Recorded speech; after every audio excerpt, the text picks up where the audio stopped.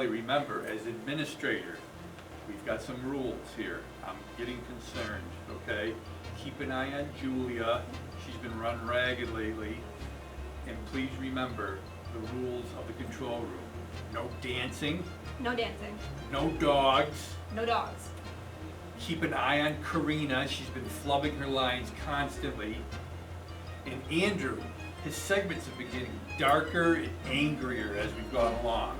And finally, Karen, she's been late. Make sure she's punctual. I will make sure she's on time for show. Good. This week on Beacon Web News. On Tuesday, March 12th, the ribbon was cut to MCLA to officially expand to its new Pittsfield location.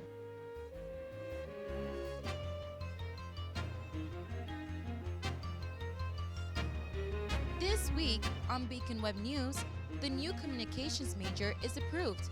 This year's Harmon journalist in residence, Mariel Fiori, tells us about the importance of media representation in Latinos. Student Government Association makes drastic budget cuts that are affecting some clubs on campus. Juliet Teixeira catches up with some of the returning students from the travel courses. Weary Weekly News returns to recommend new movies and shows to watch. That's all coming up next on Beacon Web News. This week on Beacon Web News, oh my God, I'm so sorry. I'm here. I'm finally here. Okay. Just put this on. Okay. Rolling. Hello and welcome to this episode of Beacon Web News. I'm Karen Canella. MCLA's Student Government Association has released the budget for the 2019-2020 academic year. The budget has huge cuts that will greatly affect the clubs on campus. Andrew Strout tells us more. Student Government Association announced their budget for next year, revealing drastic cuts for many clubs. These cuts are due to low enrollment of MCLA over the past few years. Dean Little discussed the budget cuts at Monday night's SGA meeting. A lot of the decisions that we made that are going to look really harsh are made because we didn't want to have to make them. I'll reiterate, we went through the budgets the first time and we were kind of over by 60 grand if we kept on that track. So we went back through, we were very methodical about trying to only cut stuff that was viewed as non-essential or as some sort of programming that a club could potentially re-budget around. Little stated that clubs are put on a priority list based on club attendance and budget needs. Student Activities Council receives the most money due to their constant stream of activities, while Voices receives the least priority. Essential programming for the college, like the student newspaper readership program, so all the copies of the New York Times and stuff that you see around campus, we are reducing the amount that we're giving to that. We're reducing the amount that we're giving to the Sam Gomez race. All of our programs and stuff were cut. One of the clubs getting hit the hardest by this budget cut is Danceco, whose budget has decreased from $20,000 to $7,000. MCLA members expressed that students coming from Southern Vermont College will increase SGA's budget, but Dean Little described it as a temporary band-aid that will not fix the problem in the long term. For Beacon Web News, I'm Andrew Strout. Philadelphia rapper Samus is coming back to North Adams on Saturday, April 13th at 8 p.m. in Mass Mocha. Samus uses beats and lyrics inspired by video games. Her music also explores themes of identity and politics, and she is known for her ferocious stage presence. Tickets are $15 for students, $17 in advance, and $26 for the day of, and can be purchased at massmocha.org. On Thursday, April 4th at 7 p.m., MCLA welcomes author Sarah Smarsh to speak at the Public Policy Lecture on a memoir of working hard and being broken in the richest country on earth. This lecture takes place in Tertiary Center, and it is free and open to the public. The spring travel courses students have returned from their trips ready to speak on their experiences abroad. Juliet Teixeira has more on the story. Spring break has always been reserved for a time of rest and relaxation, but for several MCLA students, they were able to travel the world. Every year, MCLA offers unique opportunities for students to be able to spend spring break in different places around the world through travel courses. This semester, students had the opportunity to travel to countries such as Mexico, Colombia, South Africa, and many other places around the world. Student Yasmin Benshir traveled to Mexico with several students as part of the Mexico travel course. She tells Beacon Web News about her experience in Mexico. So I took part in the Mexico travel course. We went to Mexico City, we went to Oaxaca, and we went to Merida. We were in Mexico City for the first 3 days, I want to say, and then we flew to Oaxaca and then Merida after. In preparation for these trips, students learn about the countries that they will be traveling to beforehand. So we had class every day, and we would basically learn about the history of Mexico and learn about the places we were going. And as for anyone who is on the fence about taking part in a travel course, Well, first of all, you should definitely do a travel course. I know this one was pretty affordable. It was $1,500, which was really good price. And if you're on the fence, just do it. and every year, MCLA offers new and unique travel courses for students to embark on. And for Beacon Web News, I'm Julia Texera. On April 13th, a new exhibit will be shown at Mass MoCA titled Suffering from Realness, taking its name from a Kanye West song. This exhibit explores identity and ponders the questions of what realness is. For more information, visit massmoca.org. The English department has been working on adding a new communications major to the department since 2016, and it was approved by the state's Department of Higher Education earlier this month. The new Bachelor's of Arts major will be offered starting next semester, and Ali Tino spoke to some of the professors who contributed to creating it. I'm here in the English and Communications Department in Mark Hopkins, where big changes are coming. Next fall, students will have to choose between a path of creative writing and literature or of film and broadcast media, as English and Communications become separate majors. Active this coming fall, students will sit down with advising to look through completed courses in an effort to decide which side of the spectrum they choose to study. Department Chair Paula Sage illuminates what changes would be afoot when students return for the next semester. We're not splitting the department. There are two different majors that are going to work together under the one roof. And there's going to be comm classes in English and comm classes, and you can have a digital media concentration in the comm, which is the concentration right now, and you can have a creative writing minor. Professor Birch, who is on the planning committee and also teaches several communications courses, explains that despite the majors becoming separate, they'll continue to balance one another. This comes back to these ideas about the relationships between, for instance, English or creative writing. You know, how does a story, creatively written story, get taken from the writing phase to the film phase? With the communications major being approved, it's brought to question whether this means a revitalization for Mark Hopkins is finally on the horizon. We've renovated the old film lab, and now it is a student lounge with electric chairs. You can plug your phone into your chairs, and so we're going room by room, and we're now in the planning stage of doing a media center for students in the building as we plan for the renovation. Now the renovation, it might go. I think we're really up on the top of the list. For seniors who are graduating this May, while the change will not impact them directly, they still view the new development as beneficial to their Department of Study.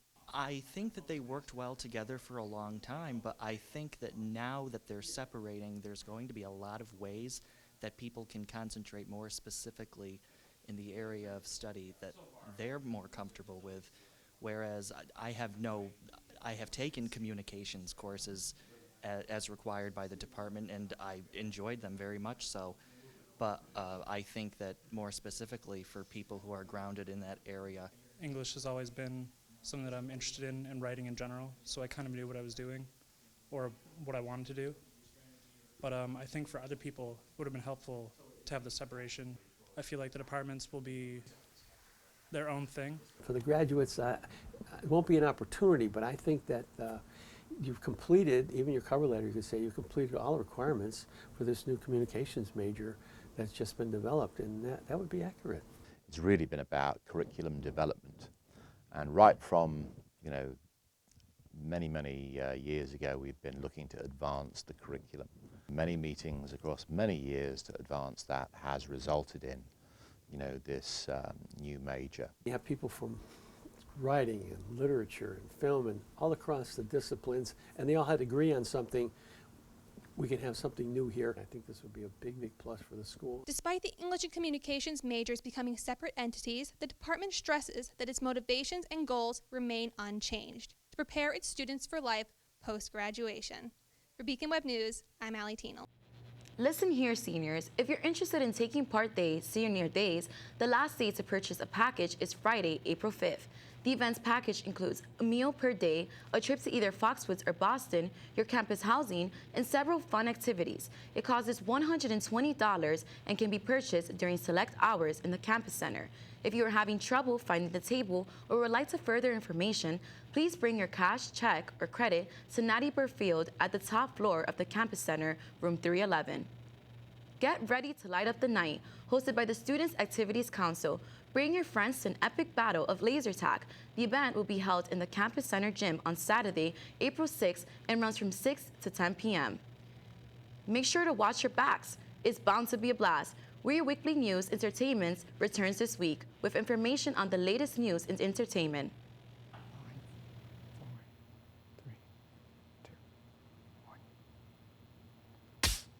Thanks, Karen. Welcome to this week's episode of Weary Weekly Entertainment News. Let's start with the movies premiering at the North Adams Movieplex 8. There are two major releases this week. The first is Shazam, the latest DC comic to be adapted to the big screen. Shazam tells the tale of Billy Blaston, a 14-year-old foster child who, by shouting the word Shazam, can turn into the title superhero. This movie is wish fulfillment at its finest. Anyone can be a hero, but it's what we do with those abilities that makes us special. This movie is directed by David F. Sandberg and stars Zachary Levi, Asher Angel, Jack Dylan Grazer, and Mark Strong. Shazam opens Thursday, April 4th, and plays in both 2D and 3D. The first 2D showing premieres at 4 p.m., but times for the 3D showing have not yet been finalized. Check the Movieplex website for future times. For all movies, tickets cost $7 for students. You can buy them either at the Movieplex movie theater or on their website. If you're buying at the Movieplex, you must have your student ID in order to get the student discount. Shazam is rated PG-13 for intense action, language, and suggestive material. The other major release is Pet Sematary, and yes, it's spelled wrong on purpose.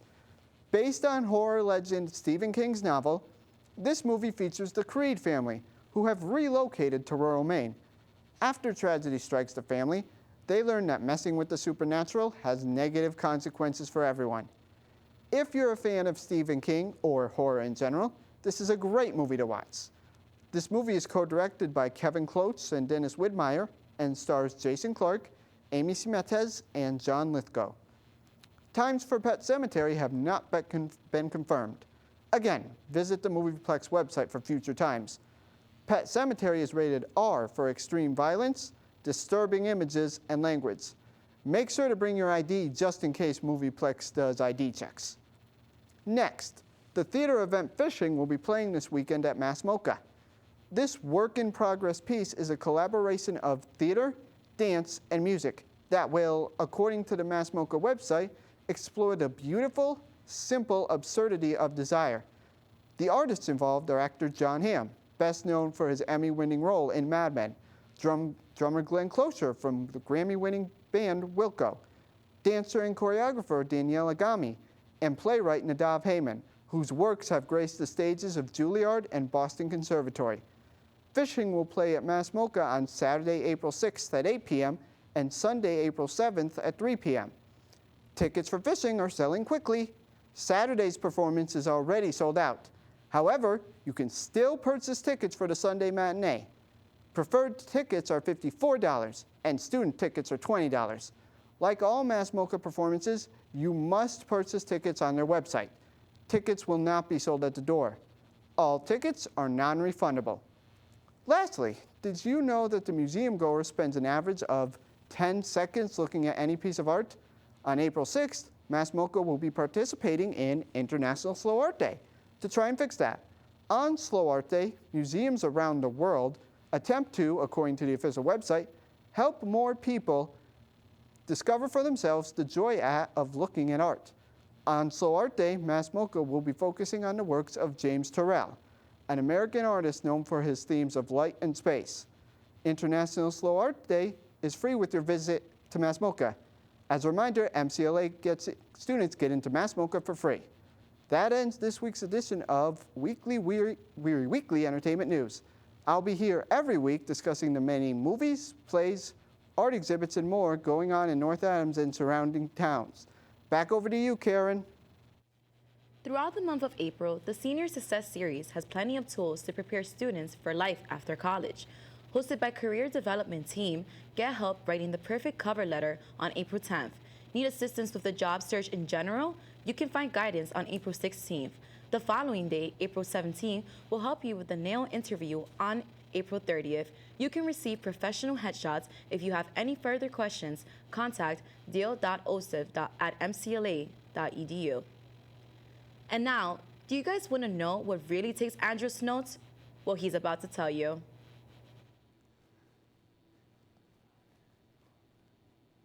You know what really takes my notes? Nobody's come up with a good joke about President Burge's bow tie in like 10 months. I mean, okay, President Burge went into the Walmart in North Adams once, and when he went to check out, the cashier asked him if he planned to buy the whole bag of French fries instead of just the one he was wearing on his neck. I mean, that bow tie is so golden and large that it would stand out if President Burge went to a Pokemon convention and had half a dozen Pikachu action figures in his arms. Pikachus are like superheroes to that fan base. I mean, is it perfect? No, but I don't see any of you coming up with anything, and that's what really takes my notes. But you know what really takes my notes? These theater kids on campus, the FPA majors, eh? Theater kids with all those outfits, running around and jumping on stage. You're up there running around, and I'm just sitting here on Facebook watching theater kids go at it with each other on an MCLA memes page. So, what am I supposed to do? What do you want? Am I supposed to boo? Is that why you're jumping around up there, posting all those hate comments up in my meme page? Huh? What do you want, theater kids? Tell me what you want. Well, I'll tell you what you want. You want nothing, all right? Because we all know that no theater person anywhere wants to post good, wholesome memes on a meme Facebook page. And to act like things are any different is just bogus. You know what really takes my notes?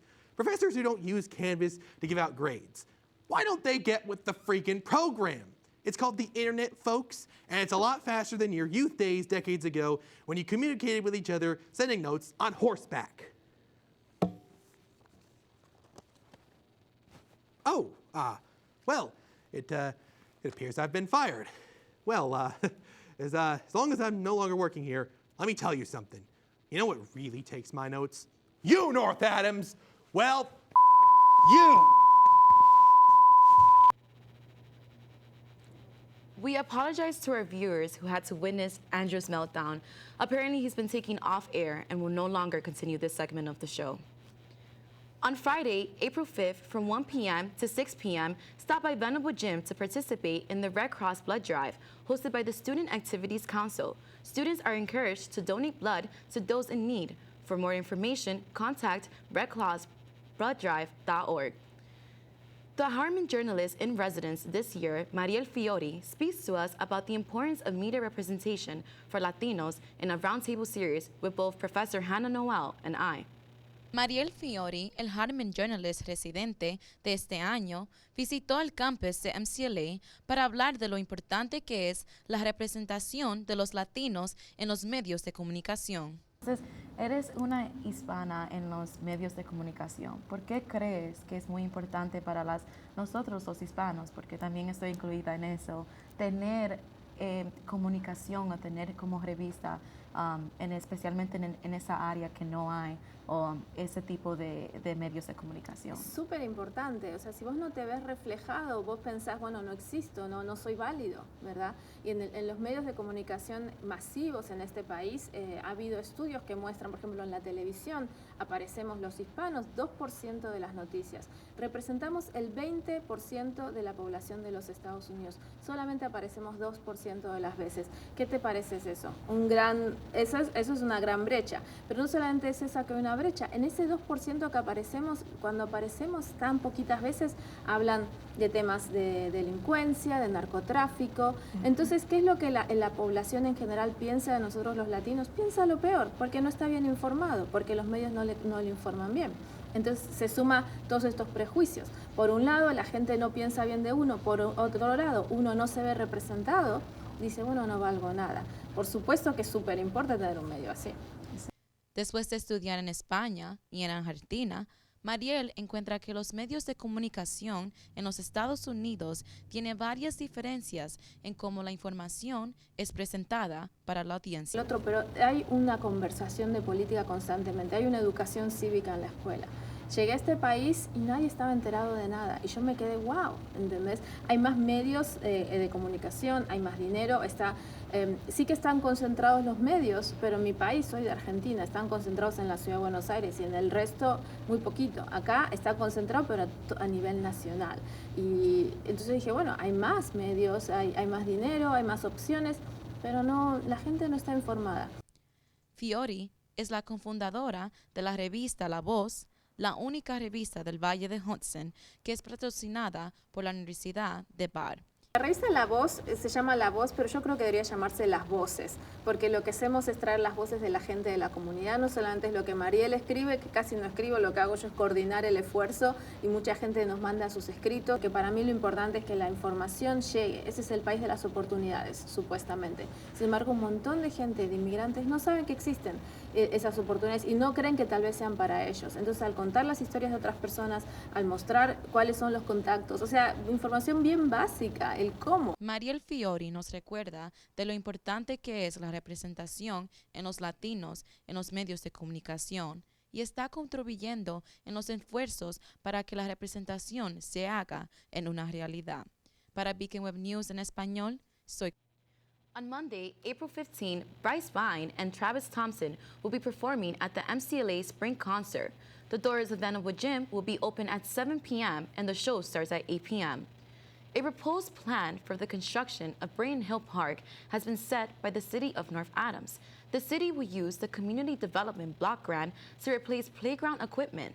The total cost is set at $455,000. The date for the park renovations has not been set yet. That is all for this week's episode of Beacon Web News. Para más información, búscanos en Facebook y Twitter a Beacon Web News. Pase un feliz fin de semana.